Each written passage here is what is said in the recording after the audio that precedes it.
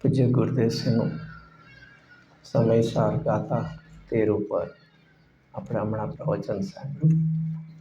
હવે એમાં શું આવ્યું એ ફરીથી આપણે ગુરુદેવશ્રીનું જે પ્રવચન જોયું એમાં PDF ફરીથી આપણે પેજ વાઇઝ આપણે એમાં જોશું કે માર્ક કે ગુરુદેવશ્રી વચ્ચે શું કહી ગયા. જેની પાસે હોય તો ખોલી શકે છે. બાકી સ્ક્રીન ઉપર એ આપણે જે પ્રવચન સાંભળ્યું એ જ ઉપર આપણે એમાં લેશું. પેલું તો ખ્યાલ આવ્યો હશે કે આ કયા દિવસનું પ્રવચન હતું? બેસતું વર્ષનું હતું અને એ વિક્રમ સંવત કઈ શરૂ થતી હતી? 2025. અને ત્યારે બધા માણસો એટલા બધા આવ્યા હતા કે સ્વાધ્યાય મંદિર નાનું પડતું હતું. ગુરુદેવશ્રી કે આગળ વધો. બીજું એક છેલ્લે કાંઈક ખબર પડી કાંઈક ગુરુદેવશ્રી જે આખો સબ્જેક્ટ ચાલતો હતો એનાથી એકદમ આમ સ્લો કરી નાખ્યો. સ્લો એટલે બેઝિક બનાવી દીધો. સોનગઢમાં એમાં એટલા માટે ત્યાં ફૂટનોટમાં લખ્યું હતું કે સોનગઢમાં જ્યારે બેસતું વરસ હોય ત્યારે ગામના જે મુખ્ય કહેવાય એ લોકો દરબાર કહે એને, એ ગુરુદેવશ્રીના પ્રવચનમાં આવે. નોટ નેસેસરી કે વહેલા તો આવે ને વચ્ચે આવે. તો એ રીતે પણ એક ગુરુદેવ પ્રત્યે એ લોકોને એટલી ભક્તિ કેવું હતું કે આજે સોનગઢ જે એનું ડેવલપમેન્ટ થયું કોના કારણે થયું કે ગુરુદેવશ્રી ત્યાં પધાર્યા એના અને કીધું ને કેટલા વર્ષ ત્યાં આ ચાલતું હતું? 34 વર્ષ ગુરુદેવ થયા. અને એમાં એક ગુરુદેવશ્રી આગળ કાંઈક કીધું એમણે. એમાં ક્યારે ગુરુદેવશ્રી સોનગઢ પધાર્યા? તિથિ ગુરુદેવ બોલ્યા હતા 91 તિથિ આમાં બોલ્યા હતા. ફાગણ વદ ત્રીજના દિવસે પધારેલા. 91 ફાગણ વદ ત્રીજ. પછી શું બન્યું કે હજી સ્ટાર ઓફ ઇન્ડિયાને એવું કંઈ સિલેક્ટ નહોતો કર્યો હજી. જસ્ટ એક ભાઈએ જેનું હતું એણે એક વિનંતી કરી કે આપને પરિવર્તન કરવું છે. એટલે ગુરુદેવ તો જાહેર કરી દીધું હતું અને it was non in that. તો આપને કરવું છે તો જે સ્ટાર ઓફ ઇન્ડિયા છે એ મેં રેન્ટેડ કરેલું અને 2 દિવસ જ પહેલાં એ ભાઈ ખાલી કરીને વયા ગયા. અને અમારે ત્યાં ઉપયોગ નથી કરવો કારણ કે અમે તો અમારા ઘરમાં રહે ખાલી છે. જો તમને ઈચ્છા હોય આવો જોવો તો અમને કોઈ વાંધો. એમાંથી આખો ચેન્જ ઓવર થયો કે ગુરુદેવ ચલો લેટ અસ સી, આપણે જોઈએ પહેલાં. તો ગામમાં 2 દિવસ રહ્યા પહેલાં. ફાગણ વદ ત્રીજે આવ્યા અને પછી આમ જોવા ગયા કોઈ બીજાને તો સારું લાગ્યું કે સાવ એટ ધ એન્ડ ઓફ છે અને એને ક્યાં બીજું પાછળ તો કાંઈ પોલીસ ચોકીને એવું જ છે. પછી કોઈ રેસિડેન્સ નથી. હવે થોડું એ બાજુ વધ્યું છે પણ એ જોઈને ગુરુદેવને થયું કે આ બહુ શાંત છે. અને ત્યાં એ સોનગઢમાં ત્યારે પણ જૈનોની વસ્તી એ ખાસ નહોતી. સાનકાશી કરતાં શ્વેતાંબરના 2-4 ઘર હતા. એ જે વિદ્યાલય એ લોકોનું ચાલતું હતું કે અહીંયા કોઈ એવું જ નથી, ચાલો આપણે રહી. તો 2 દિવસ એટલે ત્રીજ અને ચોથ ક્યાં રહ્યા? ગામમાં. અને ફાગણ વદ પાંચમને દિવસે ગુરુદેવશ્રી અહીંયા સ્ટાર ઓફ ઇન્ડિયા આવ્યા. નક્કી કર્યું પરિવર્તન કરવું છે. તો પછી વિચાર્યું કયો સારો દિવસ આવે છે? તો કે ઇમિડિયેટ ફાગણ પછી શું આવે? ચૈત્ર આવે અને એમાં પણ તેરસ આવે. તો એ દિવસે સારો લાગ્યો એટલે ત્યાં એ શરૂ કર્યું. ગુરુદેવ પરિવર્તન કર્યું અને એ રીતે આઈ થિંક આવે છે PDF.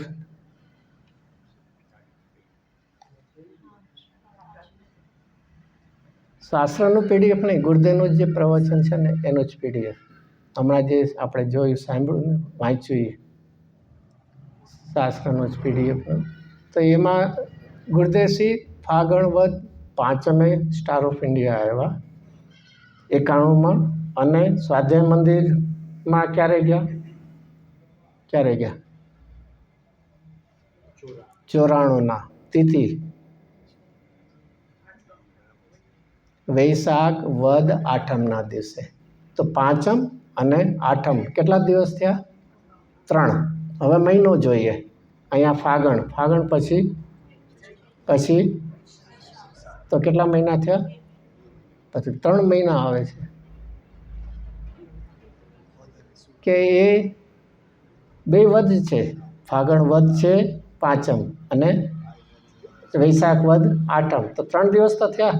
પછી મહિના તો કેટલા થયા? 2 જ થયા, ફાગણ ચૈત્ર અને વૈશાખ, તો 2 થયા ને. તો એ 91 થી 94માં એક વચ્ચે અધિક માસ આવતો હતો, એટલે 3 મહિના થયા. અને આ 91 અને આ 94 કેટલા વર્ષ થયા? તો આ રીતે સ્ટાર ઓફ ઇન્ડિયામાં ગુરુદેવસિંહ કેટલો વખત રહ્યા? 3 દિવસ, 3 મહિના અને 3. આ કુદરતમાં આવ્યું છે, તો એનું બધું આ ગુરુદેવસિંહ થોડું લીધું હતું. ચલો, વેરી ગુડ, આપણને આવ્યું. જો એક સરસ ગુરુદેવ શરૂઆત કરે છે, એમાં છે 2025નું કાર્તક સુગેતમ, અને ડેટ જોવી હોય તો 22મી ઓક્ટોબર 1968 એનું એક પ્રવચન. શરૂઆત ગુરુદેવ શાથી શરૂ કર્યું? પહેલો પેરેગ્રાફ, સાચા જીવનું એટલે કે તત્વનું ભાન થતાં જીવને અનુભૂતિ થઈને ધર્મ થાય. શરૂઆત જ ક્યાંથી? જો આ એક બહુ જ બેઝિકથી ગુરુદેવ આમ ન સમજ્યું કે આ 13મી ગાથા બહુ અઘરી છે, ભૂતાર્થી 9 તત્વોને જાણવા, એ સમ્યક દર્શન. તો શરૂઆત જ કરી કે ધર્મ ક્યારે થશે? કે અનુભૂતિ થશે. ધર્મ કહો, સમ્યક દર્શન કહો, એ ક્યારે થશે? અનુભૂતિમાં. અને એ અનુભૂતિમાં સાથે શું થાય? સમ્યક જ્ઞાન પણ થાય, સમ્યક દર્શન પણ થાય. અને છેલ્લે કીધું ને, અનુભૂતિને સમ્યક દર્શન કીધું. અનુભૂતિ એટલે જ્ઞાનની પર્યાય લીધી, અને પાછું એને કીધું કેવું? સમ્યક દર્શન, શ્રદ્ધાની પર્યાય. પણ કારણ કે અનુભૂતિના જ કાળમાં સમ્યક જ્ઞાન પ્રગટ થશે, સમ્યક દર્શન પડશે અનંત ગુણોની. તો એ વાત લઈને એ વાત હજી આવશે. તો આત્માની ભાન. હવે કોઈને એમ થાય આના ઉપરથી પ્રશ્ન, સાચો જીવ એટલે શું? એમાં પ્રશ્ન આવ્યો ને, સાચા જીવનું. તો જીવ કેટલા પ્રકારના? ખોટો ને સાચો 2 હોય. તેનું જો ખલાસો કરે છે એના પછીના પૂજ્ય ગુરુદેવસિંહ છે ને, શ્રોતા પૂછે, પર્યાયના અંશને જીવ માનવો તે વ્યવહાર જીવ એટલે ખોટો જીવ છે. કદાચ આવે છે ને વંચાતું હશે. શું કીધું છે આ ગુરુદેવ? જો એક શબ્દનો એ રીતે ખુલાસા કે એક સમયની પર્યાય. એક સમયની પર્યાય એટલે શું? એક જ સમય ટકે છે. એને જો તમે યથાર્થ સાચો જીવ માન્યો, તો હું પણ કેવો થઈ ગયો? એક સમયનો થઈ ગયો. તો હું તો કેવો છું? કેમ ખબર પડે? અનાદિ અનંતનો છું. એક બહુ જ ન્યાયથી વિચાર કરીએ. ભૂતકાળના ભાવ છે, વર્તમાન ફળ છે, અને વર્તમાન ભાવ છે અને ભવિષ્યમાં ફળ છે. તો શું થયું આપણને? નિત્યતા થઈ કે નહીં? ભૂતકાળના ભાવ અને વર્તમાનમાં ફળ. તો વર્તમાન આવ્યા, અને વર્તમાનમાં ભાવ કરશે, એનું ફળ ક્યારે આવશે? તો ભૂતકાળમાં હતો, વર્તમાનમાં છું ને ભવિષ્યમાં પણ. આ રીતે આત્માની અનાદિ અનંતપણું થાય છે. ચલો, એના પછી આપણે નેક્સ્ટ પેજ લઈએ છીએ, 124 પેજ. એમાં વચ્ચેનો પેરેગ્રાફ છે, એમ ભગવાન આત્મા. જો ગુરુદેવસિંહ અહીંયા જે આપણને સાચો જીવ અને ખોટો જીવ, નિશ્ચય જીવ ને વ્યવહારની વાત કરીને, આઈ થિંક વચ્ચે વંચાય છે. એમ ભગવાન આત્મા કેવો છે? કે ત્રિકાળી શુદ્ધ છે, અને છતાં અજ્ઞાની એટલે આપણે બધા વર્તમાન અંશની દ્રષ્ટિ કરતાં એ આપણે ઉપયોગ ક્યાં જાય છે? કર્મના સંબંધમાં જાય છે, પર ઉપર એની દ્રષ્ટિ જાય છે. અને તેથી આપણે કેવું માનીએ છીએ? હું અનેક પ્રકારનો અંશ જેટલું એ માનીએ છીએ, અને આ જ ખરેખર શું છે? અનાત્માને આત્મા માનીએ. એક વાતના ખુલાસા આપણે 24 કલાકનું આ વર્ણન કર્યું. આપણને ફરીથી શું કર્યું? હું કેવો છું? શુદ્ધ આત્મા. હું સ્વભાવમય ત્રિકાળી એક અસ્થિરૂપ તત્વ છે. છતાં એની દ્રષ્ટિ ન કરતાં પહેલો શબ્દ શું વાપરો? વર્તમાન અંશની દ્રષ્ટિ. વર્તમાન અંશની દ્રષ્ટિ એટલે કોઈ પણ પર્યાય, રાગ, દ્વેષ, મોહ, એક સમયની પર્યાય, ધારણા જ્ઞાનની, ક્ષોભ જ્ઞાનની, એના ઉપર કર્યું. અને એનાથી એ દ્રષ્ટિ, પર્યાય દ્રષ્ટિ એક્સટેન્ડ કરીને ક્યાં જાય છે? દ્રવ્ય કર્મના સંબંધમાં જાય. કારણ કે જે કોઈ વર્તમાન પર્યાય પ્રગટ થાય છે, એમાં નિયમથી નિમિત્ત રૂપે કોણ હોય છે? દ્રવ્ય કર્મ. તો પર્યાય દ્રષ્ટિ સ્વભાવ તો પૂરો સ્વીકાર્યો નહીં, પણ ક્યાં જાય? પર્યાય ઉપર. રાગ, દ્વેષ, તો એમાં નિમિત્ત રૂપે કોણ છે? દ્રવ્ય કર્મ છે. અને એનાથી હજી એક્સટેન્ડ કરીએ તો રાગ છે, તો રાગનો વિષય મિત્ર હશે. ક્રોધ છે, તો એનો નિમિત્ત રૂપે કોઈ દુશ્મન હશે. તો જો એક ગુરુદેવસિંહ વાત લીધી કે સ્વભાવ ઉપર દ્રષ્ટિ નથી, બહિર્મુખતામાં દ્રષ્ટિ ગઈ તો ક્યાં સુધી એક્સટેન્ડ થઈ જાય છે? પર્યાયના નિમિત્તો ભલે દ્રવ્ય કર્મ સીધા દેખાતા નથી પણ તો અંદરમાં, પણ નો કર્મ તો પ્રત્યક્ષપણે દેખાય છે. અને જે દેખાણો એટલો શું માની લીધો? હું છું. આ એક આપણને એક પ્રવચનમાં ગુરુદેવસિંહ કેટલું કહી જાય છે. જો એક એક પેરેગ્રાફ શાંતિથી વિચાર કરીએ તો આપણને એમ ન સમજવા, આ બધી સમયસાર એટલે આમ અઘરું જ હોય ને. ના પેલું માઇન્ડમાં સેટ જ કરી લીધું છે. સમયસાર એટલે આપણું કામ નહીં. આપણું શું કામ? સવારના અભિષેક પૂજા કરી લીધું, થોડુંક કરી લીધું એટલે આપણું કામ. ક્યારે પણ ન વિચારવું. ગુરુદેવસિંહ એટલી સુંદર રીતે એક એક શબ્દને વધારે એને કે ને એનાલિસિસ કરીને, વિશ્લેષ કરીને, જો ફરીથી કેટલું સુંદર કે એક સ્વભાવની દ્રષ્ટિ કરી હતો તો કોઈ પ્રોબ્લેમ જ ન હોત, કોઈ દુઃખ જ ન હોત. પણ એને ચૂકીને ક્યાં ઉપર દ્રષ્ટિ કરીએ છીએ? એક સમયની પર્યાય. અને એ જ આથી એનાથી એક્સટેન્ડ કરીને આગળ ક્યાં જાય છે? દ્રવ્ય કર્મ અને નો કર્મ. અને એટલો જ હું છું એમ માની લીધું, પણ એ ખરેખર તો આત્મા નથી. અને આત્મા નથી એવા અનાત્માને આપણે એ માન્યા છે. ચલો એનાથી નેક્સ્ટ પેજ. ફરીથી ગુરુદેવ સરસ આપણને કહે છે નેક્સ્ટ પેજમાં, તારે ધર્મ કરવો છે ને, મળે છે શબ્દ. ગુરુદેવસિંહ આપણને પૂછે છે નેક્સ્ટ પેજમાં. કોને પૂછે છે? કોને પૂછે છે? આપણે અત્યારે હતા જ નહીં. અરે હજી પણ ગુરુદેવ આપણને પૂછે છે કે તારે ધર્મ કરવો છે કે નથી કરવો? કરવો છે કે નથી કરવો? હાજ પાડશો. અહીંયા કાંઈ ના પડાય નહીં ને. અરે કરવો છે ત્યારે તો અહીંયા આવ્યા છે. તો હવે સરસ ગુરુદેવ કે જો કર્મ હોય તો શું કરવું? તો ધર્મ કરવો હોય તો જે વસ્તુ ચૈતન્ય મૂર્તિ શુદ્ધ નૈના વિષયભૂત, જો અહીંયા શું આવ્યું હવે? ઓલું જે પર્યાય ઉપર દ્રષ્ટિ હતી એની વાત કરી, એ તો અધર્મ, અજ્ઞાન, અનાત્મા. હવે તારે કરવું હોય તો દ્રષ્ટિ ક્યાં લઈ જવાની છે? કે ચૈતન્ય મૂર્તિ જે શુદ્ધ નૈના વિષયરૂપ એકરૂપ આત્મા છે એની ઉપર દ્રષ્ટિ આપતા એટલે કરતા આત્માનો અનુભવ થશે. અને આત્માના અનુભવમાં શું થશે? સમ્યક દર્શન અને શાંતિ થશે. આ આખો ભૂલ શું છે અને ભૂલને ટાળવાનો ઉપાય શું છે એ આપણને પ્રવચનમાં, એક એક પ્રવચનમાં આ બધું આવે છે. અને એનાથી જ કે જેટલો એક પર્યાય ઉપરના અંશ ઉપર દ્રષ્ટિને અંશ જેટલો આત્મા તે માન્યો હતો એ કેવું હતું? મિથ્યા દ્રષ્ટિ. મિથ્યા દ્રષ્ટિ એટલે શું? અહીંયા છે ને શબ્દ છે વંચાણો. મિથ્યા દ્રષ્ટિ વંચાણો કે નહીં? નહીં છે ને, તું ખોટો છો, મિથ્યા દ્રષ્ટિ છો, એવો શબ્દ વંચાણો કે નહીં? નહીં. પેરેગ્રાફ છે કે નહીં? તો ધર્મ કરવો છે એમાં છેલ્લી લાઈનમાં. તો પ્રશ્ન, મિથ્યા દ્રષ્ટિ એટલે શું? આમાં છે ને થોડુંક જો વ્યાકરણ આવડતું હોય, ગુજરાતી આવડતું હોય.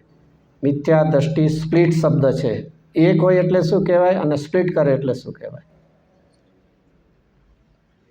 એક કે એટલે પર્સન આવે, વ્યક્તિ આવે. મિથ્યા દ્રષ્ટિ એ બે જો શબ્દ બે ભેગા હોય તો એનું નામ શું કહેવાય? એ વ્યક્તિને મિથ્યા દ્રષ્ટિ. અને દ્રષ્ટિ ખોટી છે તો એને બે જુદા કરો તો મિથ્યા દ્રષ્ટિ. એટલે આ રીતે વાંચવાનું થોડુંક ખ્યાલ હોવો જોઈએ. અમને ઇંગ્લિશ ગ્રામર આવડે, બીજું ન આવડે ને. આમાં પણ આટલો ફરક પડતો હોય કે મિથ્યા એક વન વર્ડ કરો તો એ છે કોઈ વ્યક્તિ, પર્સન ઉપર રાખી જાય. અને બેને સ્પ્લિટ કરો તો શું થાય? મિથ્યા એટલે ખોટી અને દ્રષ્ટિ એટલે માન્યતા. એટલે આવું થોડુંક પણ જરા શીખવું તો પડે. અમને ન આવડે એમ કરીને બચાવ નહીં કરવાનો. ગુરુદેવની વાણી બહુ જ ઊંડાણથી જો સમજવી હશે તો આવું થોડુંક સમજ. ચલો એનાથી નેક્સ્ટ પેજ 126 ઉપર. હવે જો ગુરુદેવસિંહ એ 13મી ગાથામાં છે ને, એમાં 13મી ગાથામાં મૂળ ગાથામાં કયો શબ્દ છે? ભૂતાર્થથી જાણેલ શબ્દ છે ને, એ શબ્દને અમૃતચંદ્રાચાર્ય ટીકામાં શું શબ્દ વાપર્યો છે? શુદ્ધ નહીં. જેની પાસે સમય સારો હોય તો જે લેવું, એનું નામ શુદ્ધ નહીં આપ્યું છે ટીકામાં. તો એનો ગુરુદેવસિંહ હવે ખુલાસો કરે છે. પહેલો જ પેરેગ્રાફ છે 126 પેજ. એટલે શબ્દ છે ને, વસ્તુ દ્રવ્ય સ્વરૂપ છે તેને શુદ્ધ નહીં સ્વરૂપ કહો, શુદ્ધ નહીંનો વિષય કહો, ત્રિકાળી પદાર્થ ભૂતાર્થ અખંડાનંદ પ્રભુ પોતે વસ્તુ છે એમ કહો એક જ શબ્દો કીધા. શું કીધું? ભૂતાર્થ અને ભૂતાર્થ નહીં કહો, શુદ્ધ નહીં કહો, શુદ્ધ નહીંનો વિષય કહો છે ને. આ એક બહુ જાણવા જેવું છે બધું. 11મી ગાથા કદાચ આવડતી હશે. પહેલી લાઈન કઈ છે?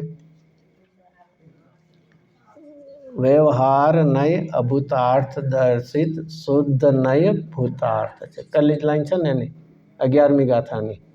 તો એ શુદ્ધ નય કીધું એની આ ગુરુદેવસિંહ કહે છે કે શુદ્ધ નય એટલે શુદ્ધ નયની ભાવ શુદ્ધનાની પર્યાય નહીં, એનો અંશરૂપ, પણ શુદ્ધ નયનો વિષય.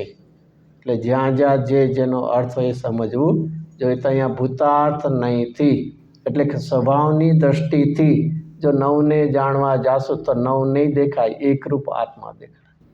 એ વાત અહીંયા ક્યારેક ક્યારેક શુદ્ધ નહીં અને શુદ્ધ નહીંનો વિષય એ અધ્યાત્મમાં અભેદપણે કહીને કહેવામાં આવતો. એના ખુલાસા કર્યા કે શુદ્ધ નહીંનો વિષય કહો કે ત્રિકાળી પદાર્થ ભૂતાર્થ અખંડાનંદ કહો એ એક જ છે. એટલે માટે આ સમયસારનો અભ્યાસ કરતા સાથે સાથે ગુરુદેવસિંહના પ્રવચન જો લેશું તો યથાર્થ ખબર પડશે. નહીં તો કહે કે શુદ્ધ નહીં ભૂતાર્થ એટલે એ તો એક પર્યાય થઈ. તો ત્યાં પર્યાયને ભૂતાર્થ કેવી છે 11મી ગાથા? તો ત્યાં શુદ્ધ નહીં એટલે શુદ્ધ નહીંનો વિષય જે ત્રિકાળી ભગવાન આત્મા છે એને છે. એના પછીનો જ પેરેગ્રાફ છે. અધિકાર તો બહુ સારો આવ્યો છે, આ બેસતા વર્ષનો છે. હવે એક જો એના પછીનો પેરેગ્રાફ ભગવાન આત્મા છે તેમાં મળે છે આમાં પીડીએફમાં. પછી 1, 2, 4, 5 શું લખ્યું છે? આના પરથી કાંઈ વિચાર આવે? 1, 2, 3, 4, 5 શું છે આ?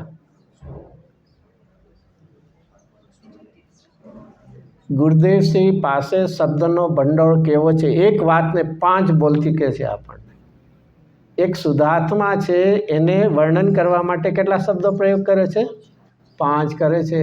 આપણે છે ને ઘણીવાર છે ને આ સાંભળવામાં બધું હોય જ આપણને નોટિસ ન થતું હોય, પણ જો આને નિરાતે વાંચવા બેસે તો એવું લાગે કે અને આ શબ્દોમાં પાછળ ગુરુદેવ ક્યારેક કેટલા પોઝ લીધા હશે.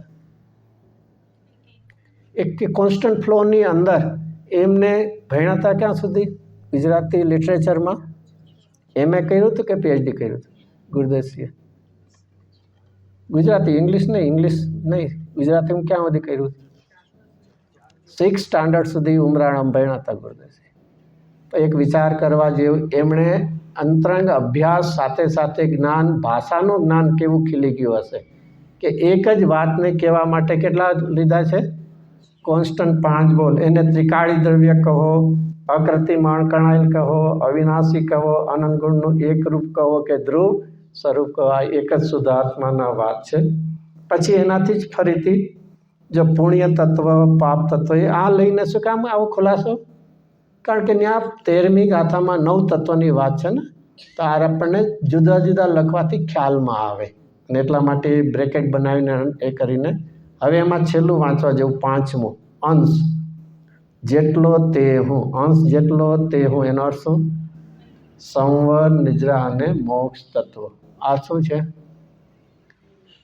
આ શુદ્ધ પર્યાય પ્રગટ થાય એવા જીવની વાત છે. તો કોની વાત છે? આગળ આ સંબંધીના નિર્મળ પર્યાય મોક્ષ માર્ગ થયો એમ નથી, પણ એ સંબંધીનો હજી વિકલ્પ કરે છે. આ સમ્યક દર્શન પામ્યા પહેલાં 9 તત્વનો શું કરે છે? નિર્ણય કરે છે. સમ્યક દર્શન થયું પછી તો કાંઈ નિર્ણય કરવાની જરૂર નથી. આ એ પહેલાંની ભૂમિકામાં અને એની રીતે તો કેવી રીતે વિચાર કરે કે સંવર કોને કહેવાય? કે નવા કર્મનું આવવાનું અટકવું અને ભાવ સંવર લઈએ તો શુદ્ધતાની પ્રગટ. તો એવા જે વિકલ્પ છે એને અહીંયા સંવર તત્વ એ રીતે કહીને વાત આગળ હજી આગળ એના માટે આવશે. એ 9 તત્વ એટલે એના વિકલ્પ લેવા. જો નેક્સ્ટ પેજમાં છે 127માં, એમાં ઉપરથી છે ને તેથી આ 9 તત્વોમાં ઉપરમાં જ રેડ અક્ષરનો છે, અહીંયા કલરફુલ છે ને એટલે એમાં, અને એના પછીનો પેરેગ્રાફ છે એમાં 4થી લાઈન. એવા જે વિકલ્પ, એવા 9 તત્વના વિકલ્પ જે છે એ પર્યાયમાં છે ખરા, અવસ્થામાં છે. તો શું લીધું? 9 તત્વમાં શું લીધું? સંવત નિજરા મોક્ષ પ્રગટ થયા છે એની વાત નથી. એનો હજી તો શું કરે છે? વિચારણા કરે છે, એનો નિર્ણય કરે છે. તો એવા જે વિકલ્પો છે એ અનુભવના કાળે ક્યારેય હોતા નથી, અને એવી દશા પ્રગટ થાય તેનું નામ શું કહેવાય? સમ્યક દર્શન કહેવામાં આવે. એ છેલ્લે એમાં છે ને 13મી ગાથામાં છેલ્લો શબ્દ કયો છે? તે સમ્યક્ત્વ છે. સમ્યક્ત્વ છે એવો શબ્દ છે ને. તો આવા 9 તત્વોના પહેલો વિચાર કરે ત્યારે રાગ વિકલ્પ છે, પણ જ્યારે શુદ્ધાત્મા અને ભૂતાર્થ તત્વને જ્યારે જાણે છે ત્યારે કોઈ વિકલ્પ હોતો નથી. તો એને નિરિકલ દશાના સમ્યક દર્શન પ્રગટ થાય છે, વાત આપણને કરીએ છીએ. જો એમાં જ એ જ પેરેગ્રાફમાં છેલ્લે એમાં છે ને ભૂતાર્થ નામ ત્રિકાળી ભગવાન સચ્ચિદાનંદ પ્રભુ એને જોનારી નહીં. જો હવે એનો અથવા નહીં અને એના વિષયને અભેદ કરીએ તો તે પોતે ભૂતાર્થ વસ્તુ એ જ ભૂતાર્થ નહીં છે. શું છે આ બધું? થોડુંક જેને અભ્યાસ કર્યો એના માટે ખાસ જરૂરી છે, આપણા માટે જરૂર, પણ એક આપણે ક્યાંક મૂંઝાય નહીં. અને એના માટે ગુરુદેવશ્રી ખુલાસો કરે છે કે નય અધ્યાત્મ શૈલીમાં નય અને નયના વિષયને શું કરે છે? આ ભૂતાર્થ નહીં છે અને એનો વિષય ત્રિકાળી દ્રવ્ય છે એવા ભેદ કરે કે શું કરે? અભેદ કરે. કદાચ ખબર હશે, સમજાવવાની શૈલી 2 પ્રકારની. કઈ 2 શૈલી? નિશ્ચય વ્યવહાર તો છે જ, એ સિવાય કઈ? આગમ શૈલી અને એક અધ્યાત્મ શૈલી. આગમ શૈલી કેવી રીતે કરે? શું કરે? વિસ્તાર કરે. આગમ શૈલીમાં એક જીવ શબ્દ આવ્યો તો એનાથી વિસ્તાર શું આવે? આવું ભણ્યા તો હશો જ. હવે કોર્સ કર્યો પૂરો તો ભલે ઓન પ્રોસેસ હોય તો પણ જીવ આવ્યો, ઓહો, તો એમાં 2 ભેદ, સંસારી અને સિદ્ધ. અથવા 3 કરવા હોય તો બહિરાત્મા, અંતરાત્મા, પરમાત્મા. પછી બીજા હજી સંસારી ના કરવા હોય તો ત્રસ અને સ્થાવર. સ્થાવર ના કરવા હોય તો 5. ત્રસ ના કરવા હોય તો 2. સંઘની અસંગની કરતા હજી તો એક અસંગની કહેશું તો એકેન્દ્રિય પાછા આવી જશે નહીં. વિકલ્ત્રય અને પચેન્દ્રી 2-3 ના ને ના. એમાં પણ પાછા પચેન્દ્રીમાં પણ સંઘની અને અસંગની, એમાં પણ પાછા કરવા હોય તો 4 ગતિના પણ લે. આ બધો વિસ્તાર શેમાં આવશે? 14 ગુણસ્થાન, માર્ગણસ્થાન, જીવસ્થાન બધા શેમાં આવશે? એક જીવ શબ્દમાં આગમ શૈલીના પ્રકારો છે. અને અધ્યાત્મમાં કહેશો જીવ એટલે શું? ગુરુદેવશ્રીના શબ્દોમાં કહીએ તો જીવ એટલે શું અધ્યાત્મ શૈલીમાં? શુદ્ધાત્મા. ચલો હજી કંઈક બીજો એક, આમ બધાને મોઢે હોય એવો, ભગવાન આત્મા. ગુરુદેવને એક જ શબ્દ. જો આ એક શૈલી છે, એમ અહીંયા પણ અધ્યાત્મ શૈલીમાં શુદ્ધ નહીં અને શુદ્ધ નહીંનો વિષય એને અભેદ કરીને કહેવામાં આવે છે. તો આ રીતે જે અભ્યાસ કરીએ એ પહેલાં આપણે એ વિચારવું પડશે. અઘરું નથી હો થોડુંક. આમાં બધા જ ગુરુદેવે કીધું અભ્યાસ પરિચય નથી એટલે આ તકલીફ છે. બાકી જે દિવસે શું કરશે? ચોથી ગાથામાં 3 બોલ લીધા છે. ચોથી ગાથામાં ક્યાં 3 બોલ છે? શ્રુત, પરિચિત અને અનુભૂત. આપણે શ્રુત સુધી પહોંચ્યા હોય તો પરિચય સુધી પહોંચશું, અને પરિચયથી પહોંચ્યા તો અનુભવ. હવે શ્રુત સુધી એટલે શ્રુત એટલે સાંભળવું અથવા વાંચવું. તો જે એના પછીનો પેજ છે 128 પેજ.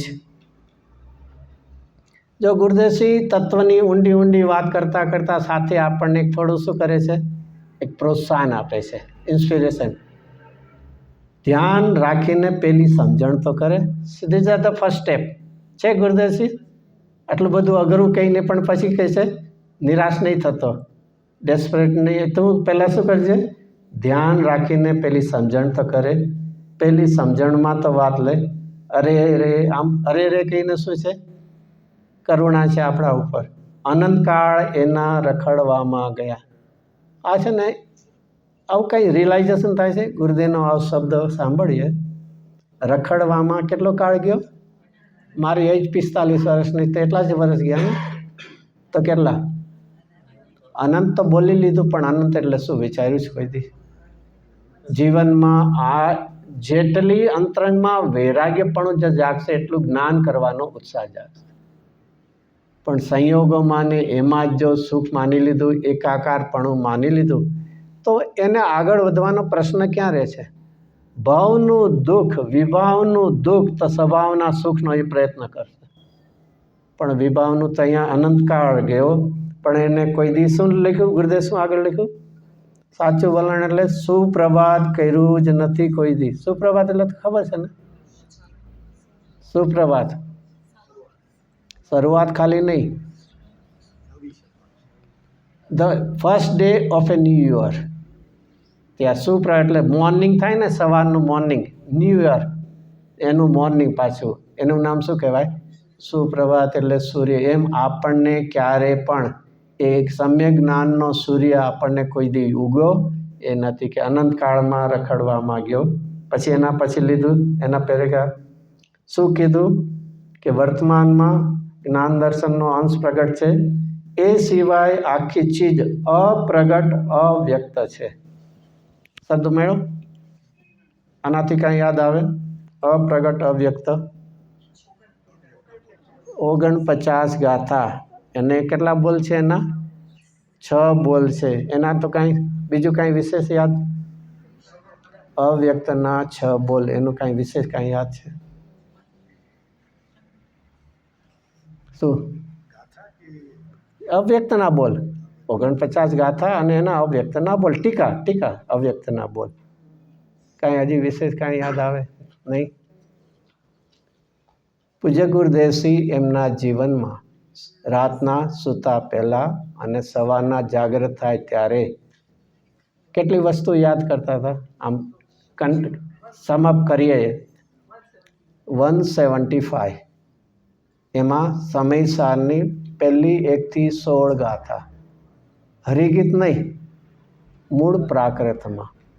પછી 47 શક્તિ વિથ ડેફિનેશન, ખાલી નામ નહીં, આપણને કદાચ નામ આવડતા હશે મેક્ઝિમમ. એના પછી 47 નહીં, પ્રવચન સારની વિથ ડેફિનેશન. પછી 6 અવ્યક્તના બોલ. આજે આપણને અહીંયા એ કીધું એ 6 અવ્યક્તના બોલ. આમ કહેવાનો હેતુ શું છે? એ આ બધાની પાછળ શું હશે ગુરુદેવનો હેતુ? એમના ચિંતનનો વિષય દરરોજનો પાછો, એમ નહીં સવાર સાંજ. પછી એના પછી અલિંગરણના 20 બોલ છે.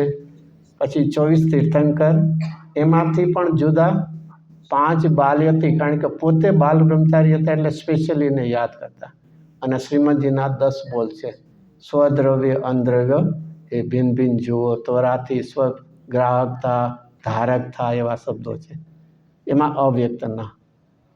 આમ આ બધા કેવા છે? પોતે વિચારણા કરે તો હજી એમાંથી ઊંડાણ આવી શકે એવા વિશે પોતે તો અવ્યક્ત. હવે એમાં પ્રશ્ન આવ્યો કે આત્મા વ્યક્ત છે કે અવ્યક્ત છે? શું હશે? કોઈને કહીને આ વ્યક્તિ નાની છે અથવા આ મોટી છે, એનો અર્થ શું થયો? ઇઝ એ કમ્પેરેટિવલી ટર્મ્સ છે. કોઈને પણ નાનું કીધું એનો અર્થ છે કે કોઈ બીજો મોટો હશે. એમ આત્માને અવ્યક્ત કીધો તો એનો અર્થ શું કીધો? કે કોઈક વ્યક્ત હશે. તો કોણ વ્યક્ત કીધા? 6 બોલમાં પહેલા બોલમાં લોકને વ્યક્ત કીધો, બીજા બોલમાં કસાઈના ભાવને વ્યક્ત કીધા, ત્રીજામાં ભૂત ભવિષ્યની પર્યાય અંતર્મગ્ન છે એટલે દ્રવ્યને અવ્યક્ત. ચોથા બોલમાં વ્યક્ત પર્યાય જેટલો નથી, ક્ષણિક વ્યક્તિ માત્ર. એમ કરીને જો અહીંયા ગુરુદેવસિંહ લે છે કે પર્યાયની અપેક્ષાએ આત્મા અવ્યક્ત છે, બાકી પોતાથી તો કેવો છે? જેનો અર્થ છે પ્રગટ ને સત જ છે, પ્રગટ જ છે. સ્વભાવ ક્યારે પણ આચ્છાદિત ઢંકાયેલો હોય નહીં. કેમ ન હોય? સ્વભાવ ક્યારે પણ ઢંકાયેલો, આચ્છાદિત, કવડ કરેલો કેમ ન હોય? કે ન હોય એટલે ન હોય. પછી એમાં બીજો પ્રશ્ન શું કરવાનો? પણ સ્વભાવ એટલે ન હોય એવું ક્યાંથી? તમે આ તો સ્ટેટમેન્ટ આપ્યું, લોજિક ન આપ્યું. Is there is a difference between statement અને વિથ લોજિક. સ્વભાવ છે એ પ્રગટ છે, એ તો સ્ટેટમેન્ટ આવ્યું. વાય? એક વિચારવા જેવું છે કે ત્રિકાળી દ્રવ્ય અને એના ગુણ અને પર્યાય બે ડિવિઝન પાડીએ તો પર્યાયો કેવી હોય? 5 ભાવથી લઈએ તો એ કોઈ પણ ઉત્પાદોવાળી પર્યાય કેવી હશે? કર્મ સાપેક્ષ હશે. કર્મનો ઉદય, કર્મનો ઉપસમ, કર્મનો ક્ષપસમ અને કર્મનો ક્ષય. જ્યાં જેટલું લાગુ પડે. ઉપસમ ખાલી શ્રદ્ધા ચારિત્રમાં જ લાગુ. અને એ તો એ બધી પર્યાયો કેવી કહેવાય? સાપેક્ષ કહેવાય છે. અને ત્રિકાળી દ્રવ્ય અને ગુણ કેવા હોય છે? નિરપેક્ષ છે. અને નિરપેક્ષ માટે અહીંયા કયું નામ આપ્યું છે? પરમ પારણામિક ભાવ. પારણામિકમાં વળી ભવ્ય તો બધું આવશે. એટલે તો એક રીતે તો એ પોતે જો નિરપેક્ષ છે તો એને તો કોઈ આવરણ એટલે સાપેક્ષતા છે જ નહીં, તો આવરણ ક્યાંથી આવે? આ રીતે લોજિક છે કે જે દ્રવ્ય અને ગુણ છે એ કહેવાય છે એક નિરપેક્ષ, પરમ પારણામિક ભાવ. અને નિરપેક્ષ હોવાથી એને કોઈની, કારણ કે કોઈને આચ્છાદિત કરવા માટે શું કરે? કોઈને કવળ કરવા માટે શું જોઈએ? કાંઈક વસ્તુ તો રાખવી પડે કે નહીં? ઓલું પડદો રાખે, આ રાખે, કાંઈક તો રાખવું પડે કે નહીં? પણ અહીંયા એને કોઈની સાપેક્ષતા નથી. અને સાપેક્ષતામાં હજી વિચાર કરીએ તો કેવળના સાપેક્ષ કહેવાય કે ક્યાંય એને કોઈ જ્ઞાનાવરણી કર્મ તો છે નહીં, સાપેક્ષ ક્યાંથી કહેશે? સાપેક્ષતા બે પ્રકારની હોય, સદ્ભાવરૂપની અને અભાવરૂપની.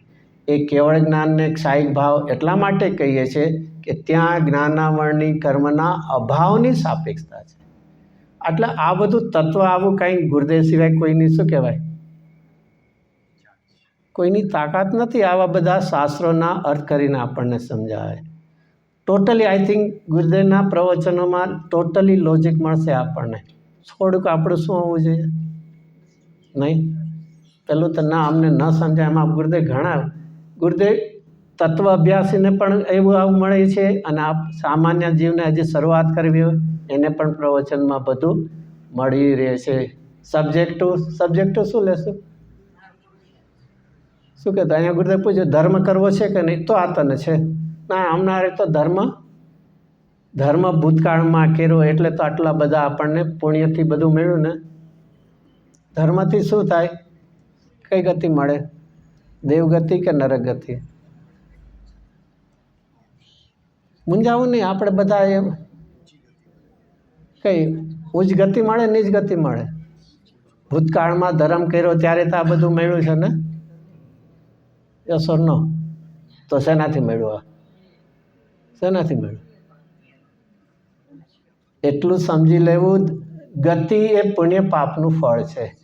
ધર્મનું ફળ ગતિ ન હોય. ધર્મનું ફળ તો ગતિ રહિત સિદ્ધ દશા હોય. ભૂતકાળના પુણ્ય અને પુરુષાર્થ સિદ્ધિ ઉપાયની શબ્દોમાં કહીએ તો આ બધું મળ્યું છે શું છે? શેનાથી મળ્યું છે? પુરુષાર્થ સિદ્ધિ ઉપાય વાંચ્યું હોય તો. પુણ્ય પાપ તો છે પણ એમાં કંઈક બીજો શબ્દ અમૃતચંદ્રા છે. એ શુભરાગ રૂપી અપરાધનું ફળ છે. ગતિ મળી શું છે? એ છે પનિશમેન્ટ છે. આત્માને ભૂલીને પણ પુણ્ય જ કર્યું છે. આત્માને ભૂલીને પાપ તો કરે જ છે પણ પુણ્ય પણ શું છે? ભાઈના લક્ષ્ય થાય છે ને. આત્માને જેટલું ચીકાય એટલું બધું શું છે? પાપ જ છે, અપરાધ છે. અને અપરાધના ફળમાં ગતિ મળી છે આપણને. તો અહીંયા તો ગુરુદેવ એનાથી આગળ કે આત્મા એ પ્રગટ અંશની અપેક્ષાએ પર્યાયને તમે પ્રગટ કહો, છદ્ર સ્વરૂપ લોક જ્ઞેય છે એને તમે વ્યક્ત કહો તો એની અપેક્ષાએ એનાથી જુદો ઓલા છ દ્રવ્ય લ્યો, કસાયનો સમૂહ પર્યાય લ્યો, એ બધું કેવી છે? વ્યક્ત રૂપે છે. તો જે વ્યક્તથી જુદો હોય એનું નામ શું કહેવાય? અવ્યક્ત કહેવાય. છ દ્રવ્ય છે એમાં એકને જીવ કીધો તો બાકી 5ને શું કહેવાય? બટ નેચરલ છે ને. એકને જીવ કીધો તો અજીવ, અજીવી નેગેટિવ પોઈન્ટ માટેને. એમ આ બધાને છ દ્રવ્યને અને એક અંશને પ્રગટ કહો તો એની અપેક્ષાએ આત્માને અપ્રગટ અવ્યક્ત કહેવાય. બાકી આત્મા તો પોતે પોતાથી કેવો છે? વ્યક્ત છે. એને કોઈને આવરણ નથી. ચલો આ તો વિષય ઘણું કરશું તો બધું ઘણો વિષય આગળ ગુરુદેવસિંહ લેતા હોય છે. ચલો સર એનાથી આગળ આપણે વિચારીએ. એનાથી પેજ 129 ઉપર એનાથી ત્રીજો પેરેગ્રાફ ઉપરથી બહુ ઝીણું પણ માર્ગ તો આ છે, જ્યારે અને જેણે હિત કરવું હશે ત્યારે અને તેણે. ફરીથી બહુ શુદ્ધ ગુજરાતી આવડે તો, જ્યારે અને જેણે, બેમાં શું ફરક? જ્યારે એ ટાઈમ વાઇઝ છે અને જેણે એટલે એક પર્સન, વ્યક્તિગતની વાત છે. તો આપણે વિચાર કરવા લેવું, મારે જ્યારે, જ્યારે એટલે ક્યારે? ઇફ ટાઈમ પરમિટ્સ ને. હમણાં તો ક્યાં, હમણાં તો બધું માંડ કલાક આવીએ છીએ, એમાં પાછળ તમે ટાઈમ વહેલો કરી નાખ્યો, એમાં પછી મુશ્કેલી પડે. જ્યારે અને જેણે, તો આપણે એને હિત કરવું. જો આ ગુરુદેવ બહુ એમ્ફેસાઇઝ કરે છે, એમ્ફેસાઇઝ કે ને ઇંગ્લિશમાં, કે જો પહેલાં જો આ તત્વની વાત કરતાં કરતાં ગુરુદેવસિંહ આ રીતે વૈરાગ્યની પણ વાત કરતા હોય, તો પહેલું આટલું તો નક્કી કરજે કે મારે આ ભાવમાં શું એચીવ કરીને જવું છે, શું એચીવ કરીને જાવ? સમ્યક દર્શન. વેરી ગુડ, સારી વાત તો છે, પણ એને માટે શું કરવું પડશે? મફતનું સમ્યક દર્શન મળતું, નથિંગ ઇઝ ફ્રી, એમ કે ને ઇંગ્લિશમાં. ને ઓલું આવે છે અમારે અહીંયા બધે હોય છે ને, 2 બાય ને 1 ફ્રી એવું હોય છે ને, તો 2 તો બાય કરવા પડ્યા ને, પણ એ નથી જોતા આપણે. એમ અહીંયા સમ્યક દર્શન જો જોઈએ છે તો you have to pay, efforts કરવી પડશે. તો અહીંયા જો આત્મહિત કરીને આ ભાવમાં એક શ્રીમદજી એના માટે શું છે કે આ ભાવને હારીને જવો છે કે જીતીને જવો છે? લક્ષ્મી અને અધિકાર વધતા શું વધ્યું તે તો હો, વધવાપણું સંસારનું, પછી શું છે આગળ? એ કોઈક બીજા માટેની વાત હશે ને. વિચારવા જેવું છે. આ આટલું મળ્યું તો પણ સમજી લેજે તું ન આ મનુષ્ય ભાવને કેવો છે? હારીને જવાનો છે. જે ભાવમાં મોહને જીતીને જવું છે એની જગ્યાએ મોહ રાગ દ્વેષમાંથી તું હારીને જવાનો છો. ઇટ્સ જસ્ટ નથિંગ એચીવ કર્યું. એ તિર્યંક કે નરકમાં જેવા ભાવ કર્યા એવો આ ભાવ છે આ. એટલે ગુરુદેવસિંહ આ રીતે જો તત્વ સાથે વૈરાગ પણ કરે છે કે જ્યારે ને જેણે હિત કરવું હશે ત્યારે તેણે આ તત્વનો આશય કરવો, એટલે કે લેવો પડશે. બહારની દુનિયા ભલે અનેક પ્રકારનું મનાવે પણ એ નથી. તો ધર્મ કેવો છે? ધર્મનો પ્રકાર અનુભવથી અને સર્વજ્ઞથી સિદ્ધ થયેલો છે. શું કરી? 2 વાત શું જુદી પાડી ગુરુદેવસિંહે? I think you can read ને. ખાસ આ રીતે અંડરલાઈન કે ફરીથી, ધર્મનો પ્રકાર કેનાથી સિદ્ધ થશે? પ્રૂવન, અનુભવ કરજે. અથવા અનુભવ તને નથી થતો ત્યાં સુધી સર્વજ્ઞ ઉપર વિશ્વાસ રાખીને માનજે. બીજા 2 ઓપ્શન આપી દીધા આપણને. અનુભવથી તું સિદ્ધ કર, ઇઝ અ વેલ, એના જેવું બી ઉત્તમ બીજું કોઈ જ નથી. પણ એટલી જો તારી કેપેસિટી ન હોય તો એ પહેલાં શું એના ઉપર વિશ્વાસ મૂકજે કે સર્વજ્ઞએ કહેલો છે એ આપણને આચાર્યો આપણી ભાષામાં, જ્ઞાનીઓ આપણને આપણી ભાષામાં એ કહે છે. નથી લાગતું કાંઈક ગુરુદેવસિંહના પ્રવચનોમાં કાંઈક હોય છે કે ના બધું અઘરું જ હોય છે? આમાંથી ઇન્સ્પિરેશન મળે કે નહીં? આપણને પ્રોત્સાહન મળે છે કે નહીં? કે આપણને પણ એક પેલી ભૂમિકા બને, આવો કંઈક વૈરાગ્ય આવે. નહીં તો અનુકૂળતામાં એટલા બધા જેને કહે ને આયુષ પૂરું થતાં પણ જાગી નહીં જાય કદાચ, એવું પણ. એટલે એને બીજો વિચાર જ નહીં આવે. આ સાથે આવો એક વિચાર પણ એક કરવા જેવો છે કે એ રીતે પછી ચલો આગળ.